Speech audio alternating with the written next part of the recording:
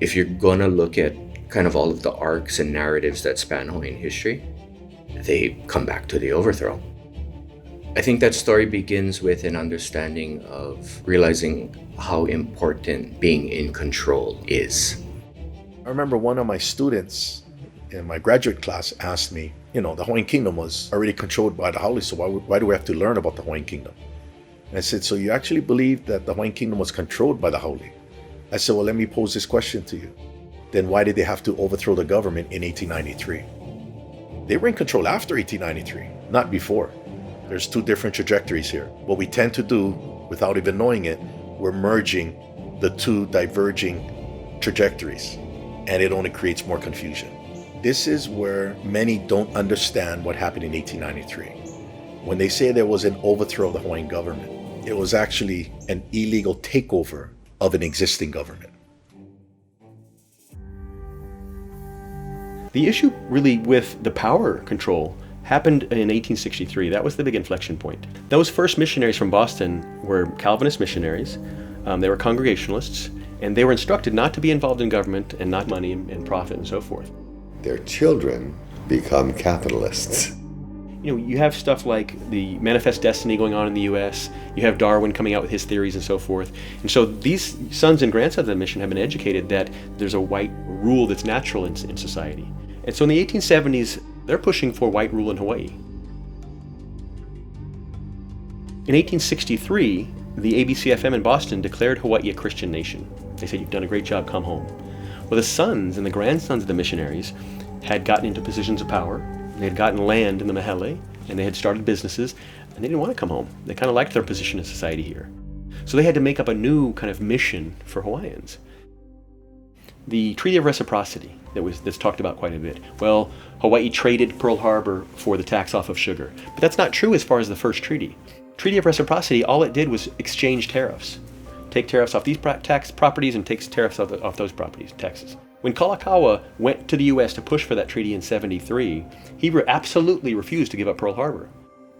There were mass meetings around Honolulu and around Hawaii saying, no, we don't give up territory. This is our aina. And the U.S. says, we're not going to renew this treaty. And that treaty, which has taken the tax off of Hawaiian sugar going to America, has made the sugar growers incredibly wealthy. I mean, we're talking about millionaires in the 1870s and 80s.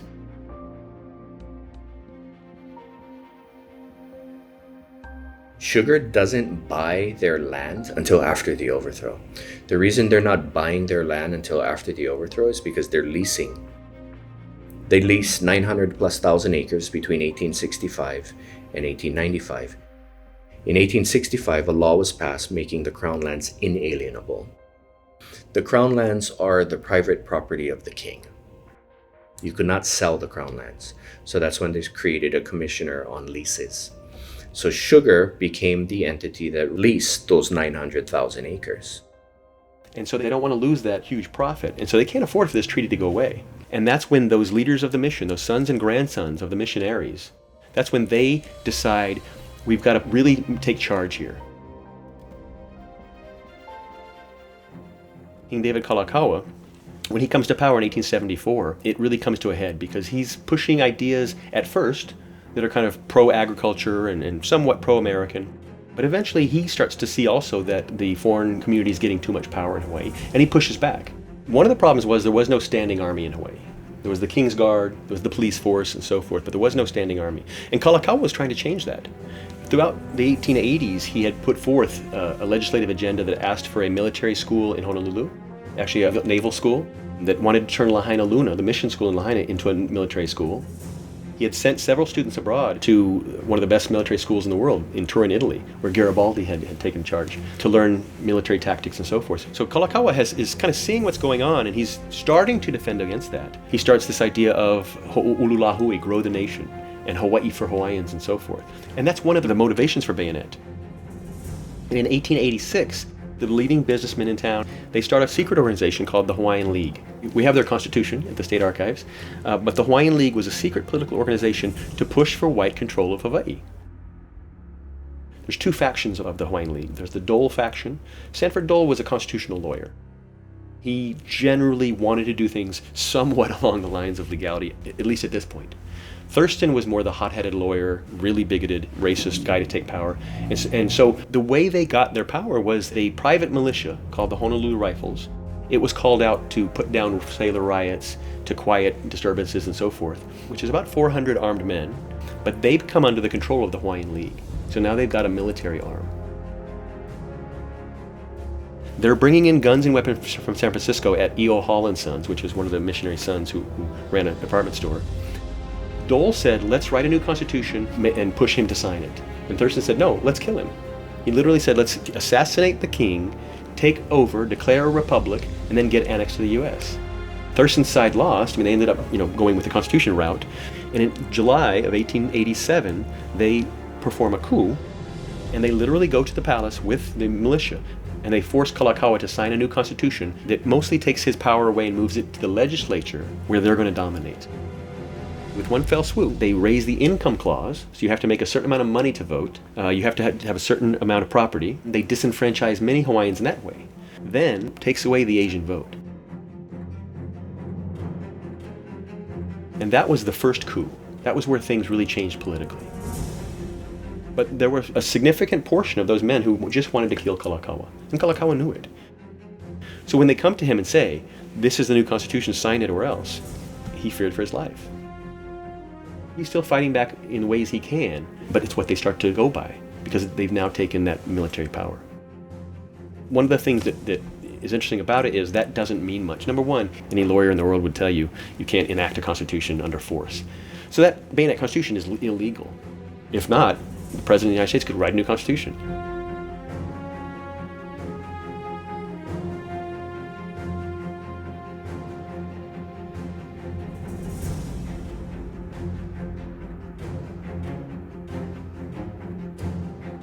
So coming out of 1887, Hawaiians rise to the occasion.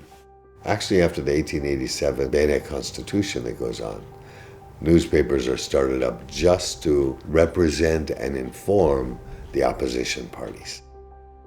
We've heard this myth of how Hawaiians were docile and kind of went with it and so forth. Months after that 1887 bayonet constitution, the first native political party in Hawaii is formed. It's called Lili'uokalani. And it's native Hawaiians who say, we've got to get rid of that constitution. We've got to bring back power to a Hawaiian monarch and power to the people. One person, one vote. And so Lili'uokalani pushes this idea of a new constitutional convention, of a new constitution to get rid of bayonet and so forth. They're not quite successful because the legislature is mostly controlled by the haole at this point. And so we have this kind of stalemate.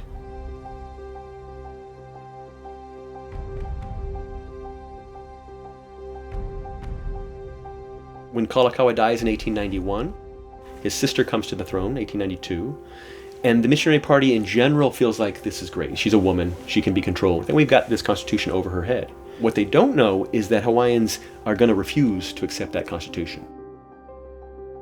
When the Queen takes her tour around the islands, which was traditional, to greet her people and ask what they want, she's delivered physically a petition for a new constitution. Over 6,000 signatures from people around the islands demanding a new constitution from her. One of the reasons given for the overthrow by the missionary party was that the Queen had taken on this idea to take power back herself and write her own constitution and so forth. It's not true. The people, her constituents, demanded a new constitution. And she actually writes in her book how she wasn't sure it could happen. But there was a gentleman in Lahaina, William Punohu Aveoveo Lili'uokalani White, and Joseph Navahi from Hilo, and they went and met with her and convinced her, we have to do this. We have to write a new constitution, have it enacted, and then we'll bring power back to Hawaiians. Interestingly, she wanted to do it legally.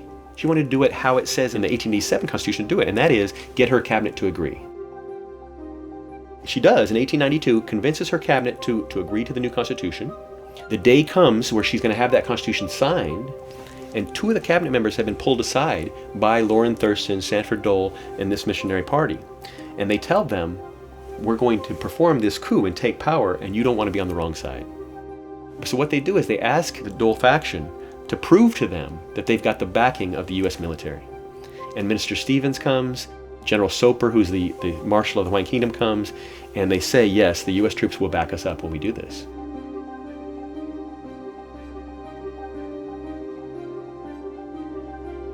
And so, the U.S. troops are landed in Honolulu. The missionary party reads a proclamation saying, we are now the new government, which has no legal effect. I mean, I could say I'm the new government, right? But they have the backing of the U.S. Marines. They take control in 1893, January 17th.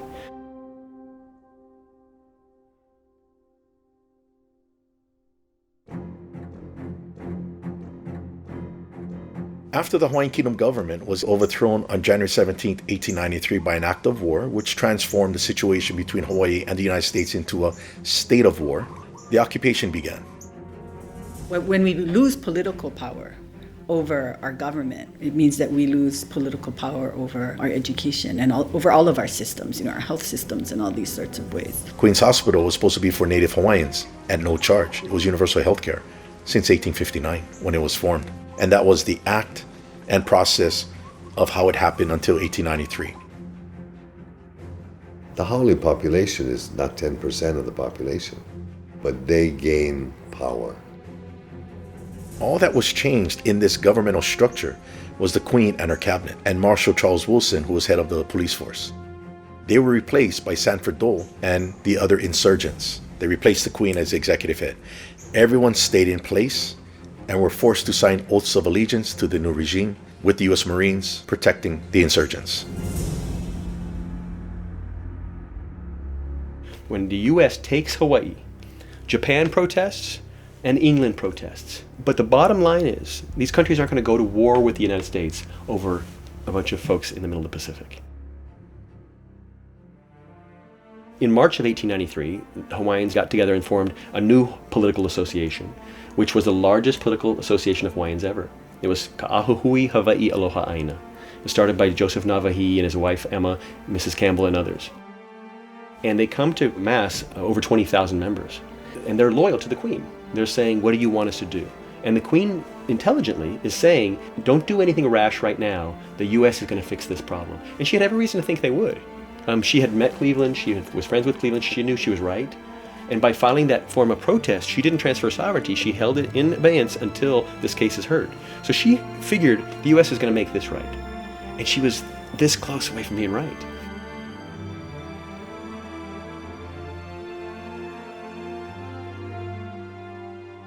After the overthrow in January of 1893, there's an investigation done by Senator Blount from the U.S. to find out what had happened, and that lasts most of 1893.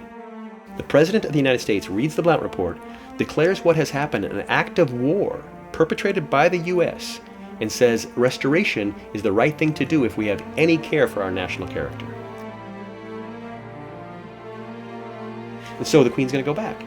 So Cleveland sends his new minister to Hawaii, Minister Willis, in November, December of 93, to talk with the Queen first and get her to agree to pardon the gentleman, and then goes to the provisional government and tells them, okay, you need to step down. Again, Dole is ready to give up. He says, as long as we're pardoned, as long as we're not going to jail, I guess we lost. Thurston says, no, I think they're bluffing. I don't think the U.S. is going to use force to fire on a bunch of white men to bring back a brown queen. And he's unfortunately right. And when they call his bluff, he backs away. Other things come on his plate, and he pushes the matter aside. So while we credit Cleveland, rightfully so, for his push for restoration, he kind of lets down the Queen.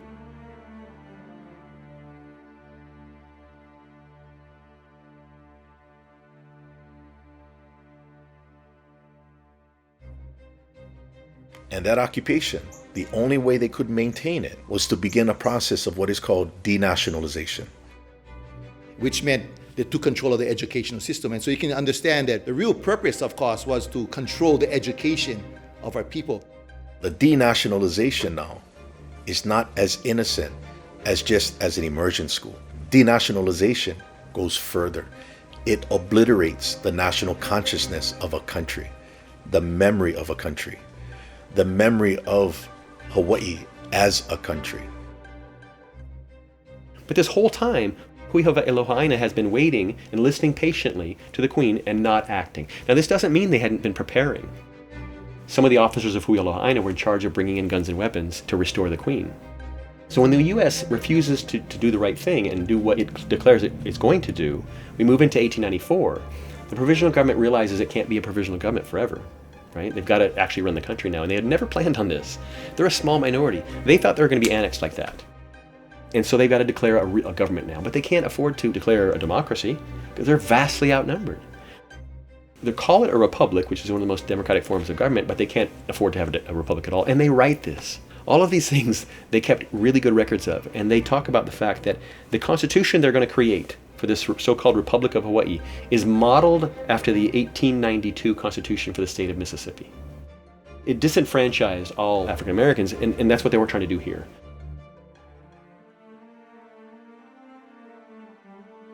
So now, 1895, Hawaiians are tired of waiting. And so you have this plan to militarily restore the Queen. The supporters of the Queen were from every race in the kingdom. That's an important piece. We call it the Wilcox Rebellion, but it was actually several men that were leading it, Sam Nolan, Robert Wilcox, and others. And they have landed a boat full of guns near Diamond Head, near Lili'uokalani, and buried them in the sand. And they are planning this military takeover to bring back the Queen. There's a gunfight. One of the Republic soldiers is killed, and then Wilcox and his men are chased for almost a week and a half, and eventually arrested. During that Kawakuloko, the Hawaiians called it, the civil war to bring back the Queen, during that Kawakuloko, there were about 189 men arrested on the battlefield. But the Republic then moves forward for the next few weeks and goes out and arrests around the islands, basically most of the top Hawaiian leaders around the islands. They want to break the back of this movement. So they're arresting them for misprision of treason, which means you knew about treason and you didn't tell us about it. There was great freedom in the press. And after the overthrow and during the Republic period especially, editors are arrested regularly. But it's for the political views, not for the language they're using.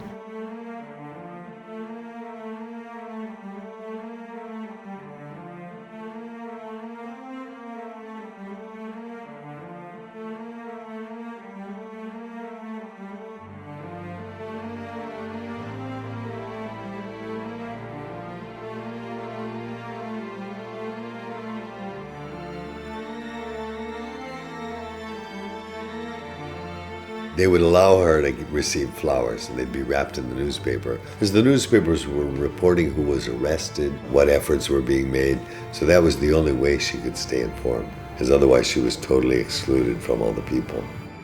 But they arrested over 400 men and brought them to Oahu and put them in prison. Joseph Navahi, one of the greatest leaders of the movement, the president of Hawai'i, was in prison and contracted tuberculosis and ended up dying from tuberculosis. So this is a disease-filled prison where they're bringing Hawaiian men and boys. There's a boy named Kalua who was brought to Oahu prison for fighting for his queen. He was 13 years old. So that kind of broke the back of the movement as far as that moment. Hawaiians continue to fight into 1896, 1897. We have that supposed annexation in 1898. Historians like to kind of make it as if it was inevitable. That wasn't something that just happened to occur. This was purposely done. If I'm the United States of America, I want you to believe Hawaiian Kingdom law is not yours. I want you to believe that international law is not yours, because then I never have to answer those questions. And sovereignty is a very serious thing. The right to rule is held sacrosanct. So the only way that sovereignty can move is by a treaty of conquest or a treaty of cession.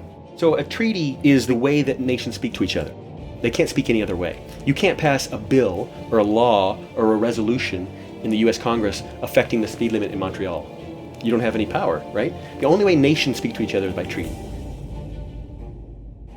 That's why it was so brilliant. If she would have fought back at that point, say they would have killed all the guys and the US Marines, there'd have been 4 ships here within 2 weeks and they would have taken Hawaii. And they would have a legal right, not a moral right. They would have a legal right to take Hawaii because of that war. And Hawaii would have to sign a treaty of conquest. So she didn't. Treaty of cession is where you voluntarily cede land. The Louisiana Purchase. France voluntarily ceded land that it really didn't own. But France voluntarily ceded land to the US. That was a treaty of cession, right? Treaty of conquest, treaty of cession. It takes a 2/3 vote because it's an important thing. They couldn't get the 2/3 vote.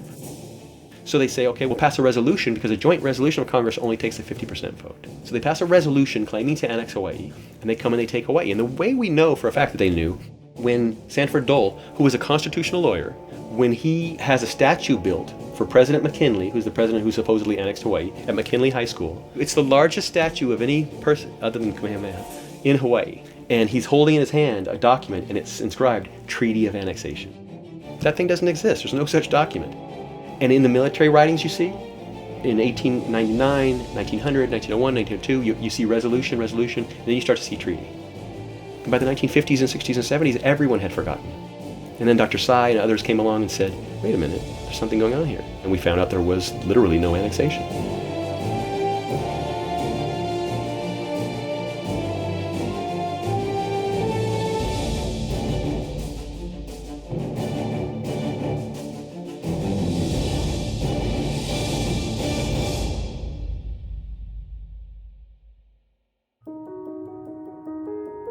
If the Hawaiian Kingdom government wasn't overthrown, then I don't think we would see a lot of the reality that we see today in terms of land law.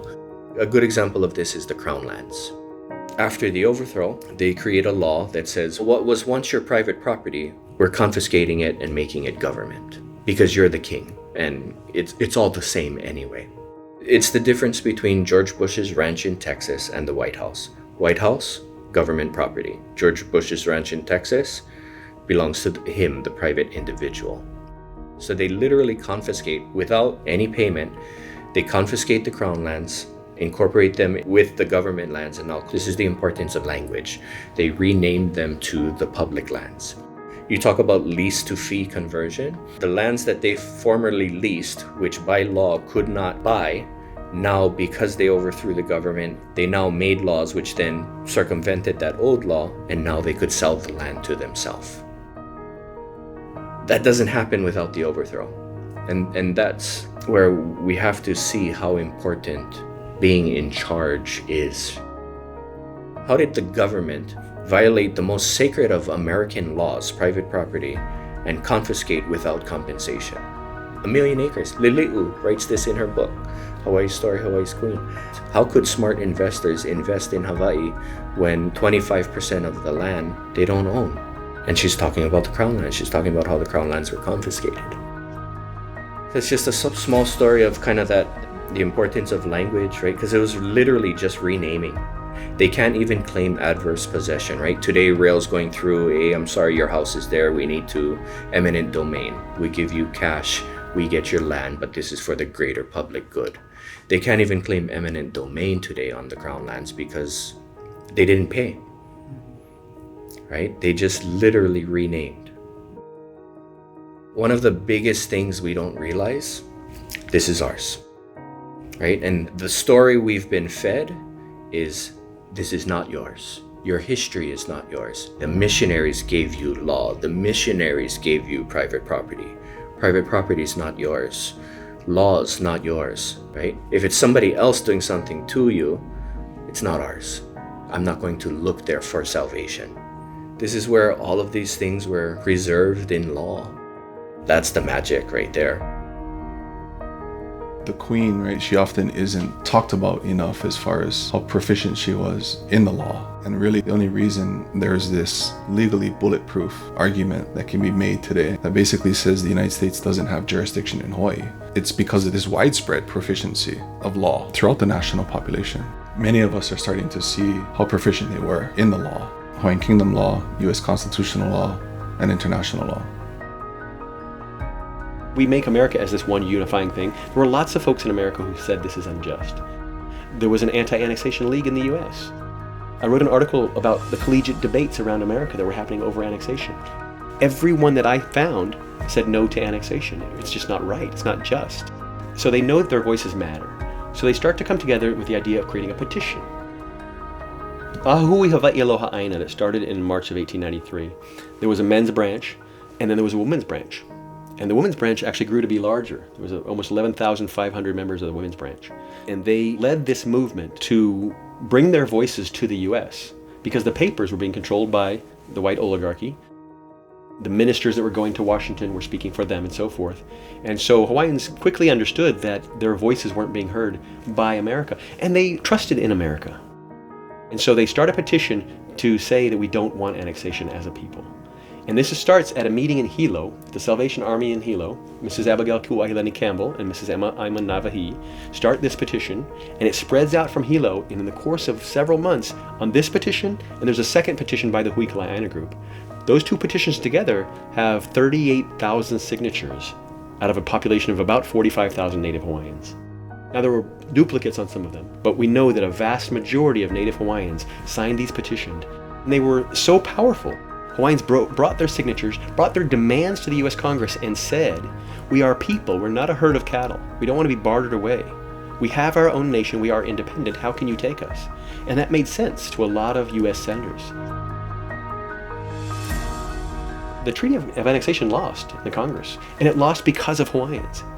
It wasn't because of some great choice by a legislator from Tennessee. Hawaiians defeated the Treaty of Annexation through that anti-annexation petition.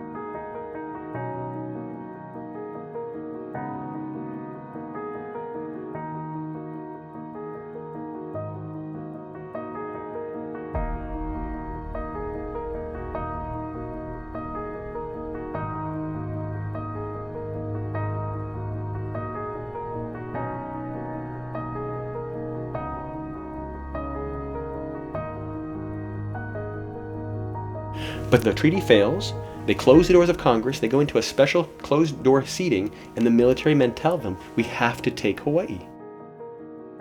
The Spanish-American War is going on, and now it's the American-Filipino War, but America's fighting a war in the Philippines that they have to have the Pacific for. And Hawaii sits directly in the middle of, from California to the Philippines. They had sent a General Schofield here in the 1850s to map out Pearl Harbor on a secret mission. And he had said, it's the deepest water port in the Pacific. We could easily control the Pacific by taking Pearl Harbor. So it's a military necessity. So they can't legally do it. Most folks don't want to do it, but the military tells them they should. And the leaders in the U.S. choose to do that. And so they pass a resolution, which doesn't have the power to annex, and they go and they take Hawaii.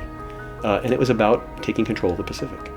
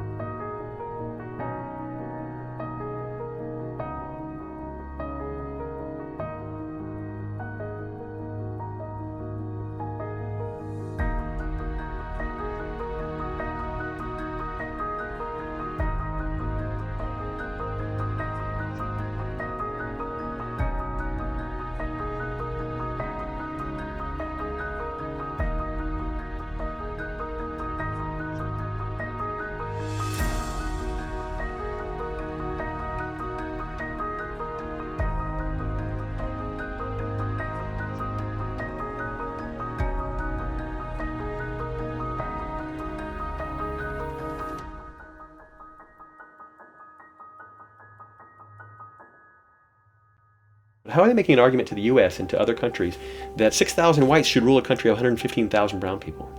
It makes no sense. It's not just. So they've got to make this argument that Hawaiians aren't really people. prior to the United States showing up, that's not a history that we were always encouraged to revisit, right? And when we did, there were very ugly pictures that were painted of our kupuna. So they've got to erase 100 years of accomplishment from Hawaiians and put in a new identity for Hawaiians. So they start that racial stereotyping and they start that call back to the savagery. That is a process of miseducation. That is a process of deculturation. All of it was done purposely to our people. And the purpose, again, was to erase from us any sense of Hawaiianness so that politically we would not be able to resist.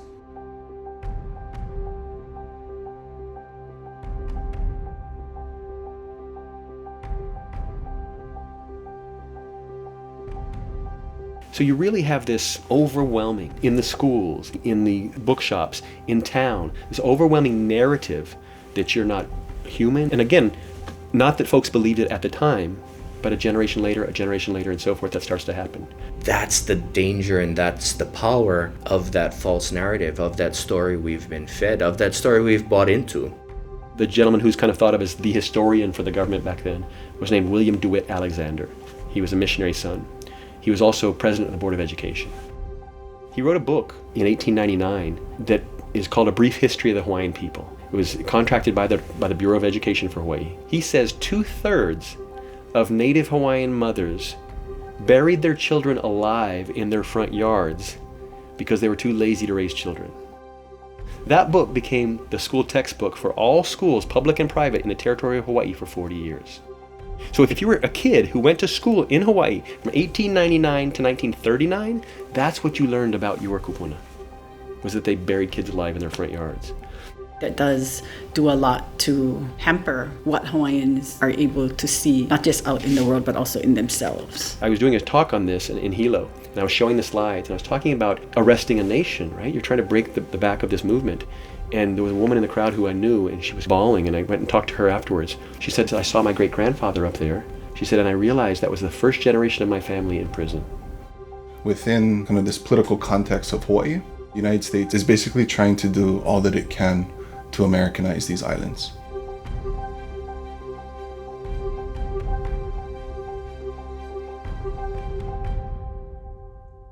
There's a supposed annexation, which isn't documented anywhere, but the Organic Act is what lays out how the territory will operate.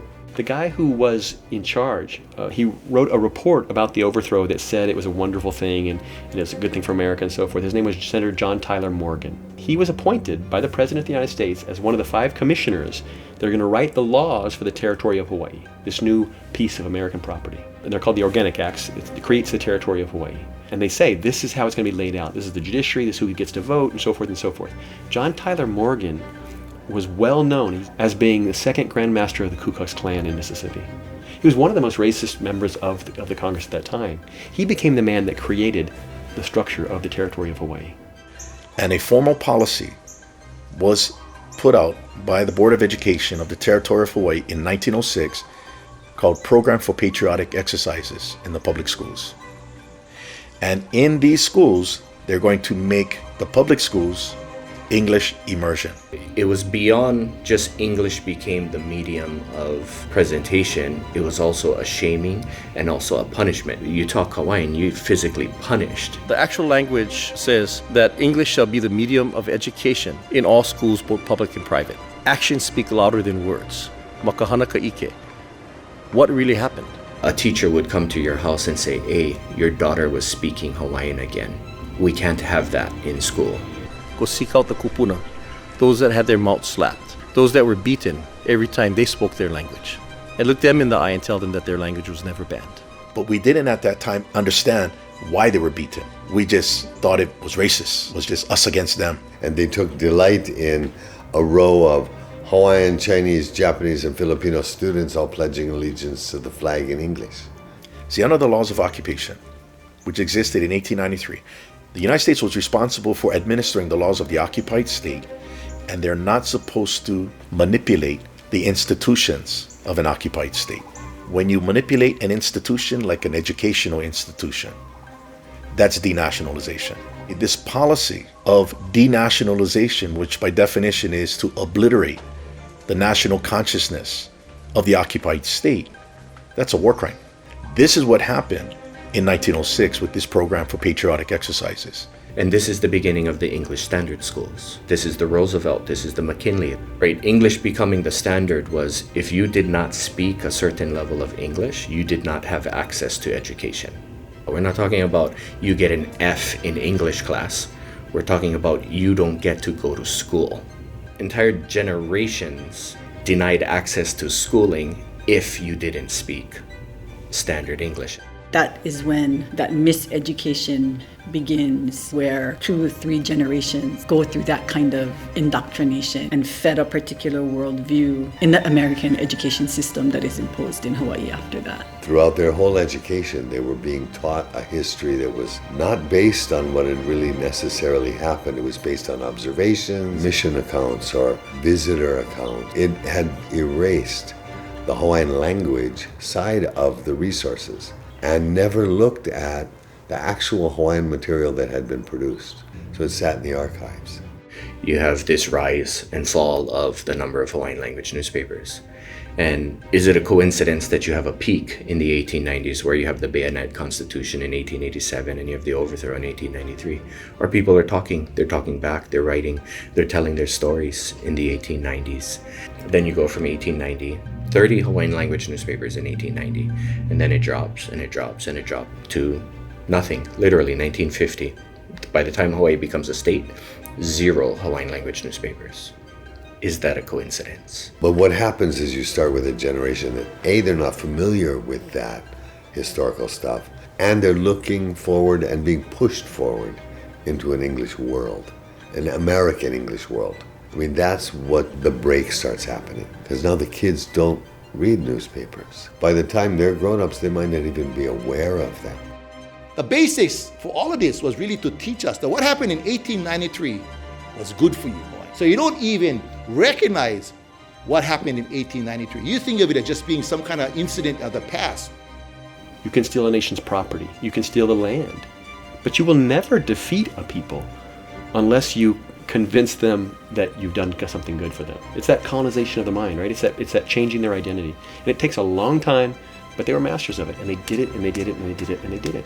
It wasn't just to remove Hawaiianness from ourselves, but in a more insidious way was to replace it with the ideologies of those so-called colonized and oppressors. So now we become complicit in our own oppression. We accept that this is the natural order of things. There's so many examples throughout the world that have gone through this. But for us, because we're so limited in what we think we know, we only look at tribal people, indigenous people, native people. They never had our situation like the way we had it. Actually, our situation resembles more like Luxembourg being invaded by Germany in 1940. Then Germany unilaterally annexing Luxembourg and said it's their territory. And then they take over the public schools and they start teaching the children how to be German. Well, where they only lasted 5 years, from 1940 to 1945. Here's the United States from 1893 to 2018. They were nearly successful with what Germany hoped they could do in 5 years. This is manufactured. But somehow, in order to make it valid, they moved it through education as if it was one continuum. So when you see the Hawaiian flag, that's the Hawaiian Kingdom flag, but yet the state of Hawaii flies it. They make it like they're the successor. They even have the same motto, Ua Mauke'ea o Ka'ine Kapono. That's from the Kingdom era. But we were led to believe that this was all American created. No, it's not. In 1893, did our people know that? Yep. In 1898, did our people know that? Yep. By 1960, virtually nobody. In the 1980s, when I went to school, none of us knew that. The 1990s, I finally saw it with the work of people like Dr. Keanu Sai, you see. So what happens to our reality? Your reality will change depending on what you know. After World War II, the countries of the Pacific were kind of handed off to mother countries, and the UN, in Article 73 of the UN, said, we're going to talk about decolonization. And they passed Article 73, which said, these territories will hold a vote, and they'll ask 3 things of their people, and their people will decide what they want to do. Number 1, do you want to remain a territory of that mother country? Number 2, do you want to become a full-fledged state of that country, a part of that country? Or number 3, do you want to go independent yourself? By 1950, the population exploded to 400,000. So the UN demands this. In 1959, it comes to a head, and we have a Hawaiian statehood vote. And people claim 90-something% of Hawaiians voted for statehood. No. 90-something% of those people who voted for statehood because it was the only choice they had between statehood and territory. Independence was left off the ballot. The statehood vote in 1959 in Hawaii, by UN order, was supposed to include independence, statehood, territory. And all it said was, do you want to become a state of the United States, yes or no? If they vote no, they remain a territory where they're paying tens of millions of dollars in taxes with no representation in the US Congress. They can be put under martial law at any time like they were during the World War. So of course they voted for statehood because it was the only choice they had between territory and statehood. So you see these repeated violations of American law, of international law, that continue to keep hold of this stolen nation. See, that's what starts to happen when you start to look at Hawaii's history through the correct lens. And the lens that we are supposed to be looking at our situation between Hawaii and the United States is international law and international relations. In this intervening stage, we now have the laws of occupation that applied, and international law mandates the occupier to administer the laws of the occupied state. Once that's done, then the Hawaiian government will be restored. But the Hawaiian Kingdom as a country never left. It's big now. The international community are now seeing Hawaii for what it is, because just as we didn't know Hawaii was occupied, the international community didn't know either. They're all starting to know. The United Nations UN official, his communication that he sent to the state of Hawaii judges, basically stating what the law of occupation is. It didn't say anything new than what we've already learned since 2000. The importance, though, is it came from a United Nations official. That's different. The Permanent Court of Arbitration in the Netherlands heard the case Larson versus the Hawaiian Kingdom. They acknowledged the Hawaiian Kingdom in 1999 continued to exist as a sovereign and independent state under occupation. That's out there.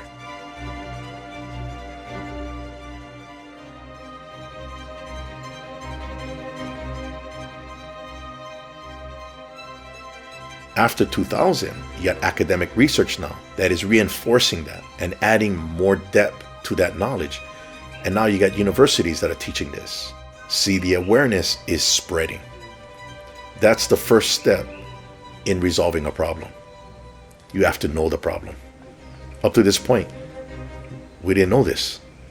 And we're using information that we thought was relevant when in fact it's not. It's all part of the denationalization. And we have 125 years of violating international law by the United States. We are now waking up to that reality. The language is just one aspect of it. So we're the product of that. And I think that's the first thing we need to recognize before we can think we're part of the solution. We're actually part of the problem.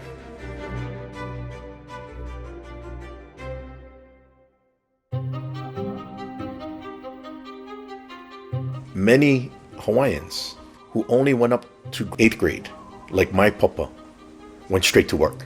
It was called survival. Remember, this is a time when they are not in control of their own country. From my grandparents, who were both born in and around 1915, who were both native speakers, right? And then my generation, right? Where me and my siblings not only didn't speak it at home, but we also didn't even understand Hawaiian when it was spoken to us. There's so much more of a depth of knowledge and depth of understanding and a depth of connection to place and to culture that's within our language. Now we have a generation, 2, perhaps even 3 now, that have the capacity to understand and utilize and to deploy our language, but they, in their heart and in their mindset, do not understand what it means to think like a native speaker who grew up speaking our language generation to generation to generation. I said, I can teach them grammar, I can teach them vocab, I can teach them, lots of things. I'm a good teacher, but I can never teach them to look at the world the way you're looking at it. It's a very different Hawaiian they're dealing with today than the Hawaiians of the 1970s or the Hawaiians of the 1950s. And so this is where you see that great tension. Yeah, I've worked through whatever. Okay, what's up?